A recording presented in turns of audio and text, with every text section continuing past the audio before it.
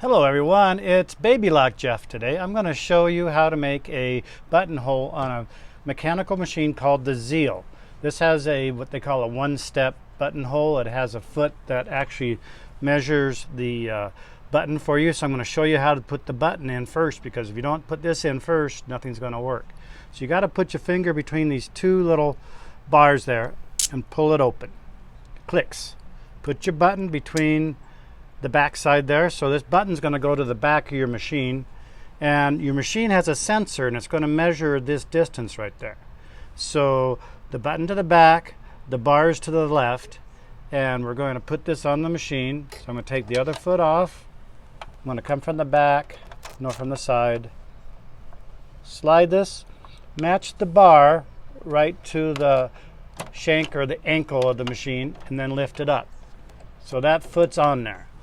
Now, before you go any further, so you don't forget, bring down the sensor bar. The sensor bar is back here, and it looks kind of like a D pointing to the left. And what this does is that's going to measure that distance. Now let's review how to thread this machine.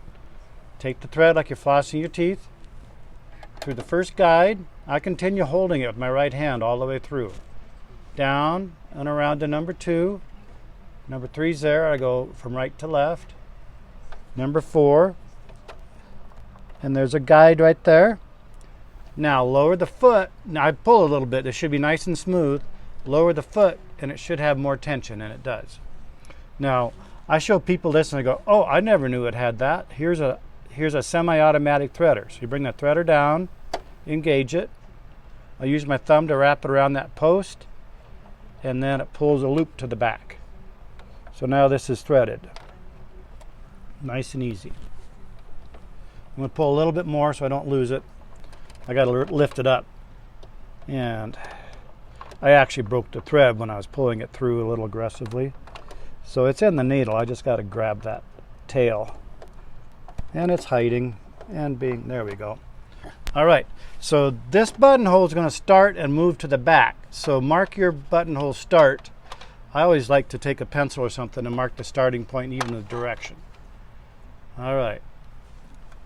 So it's been on straight stitch, so I'm going to bring it over to the buttonhole icon. Then you have to bring your stitch length, and I usually start in the middle of this buttonhole icon.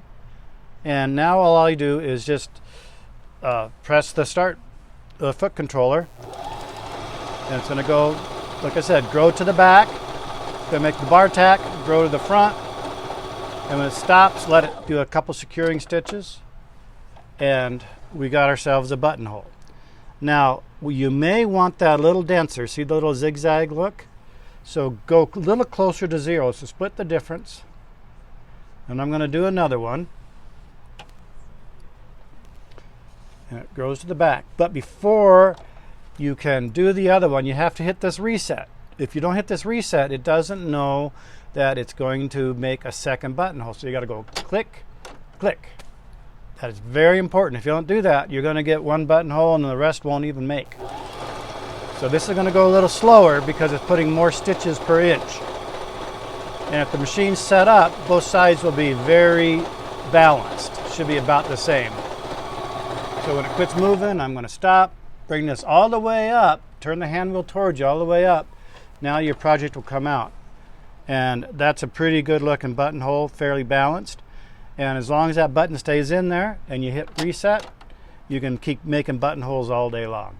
So that's Baby Lock Jeff today, showing you a feature on a very, I believe, a very well-priced machine. It's mechanical, no computers in it. It has LED lights, so it'll do a really good job on most projects. So if you're a starter or you got a grandchild or something, this is a great beginning machine.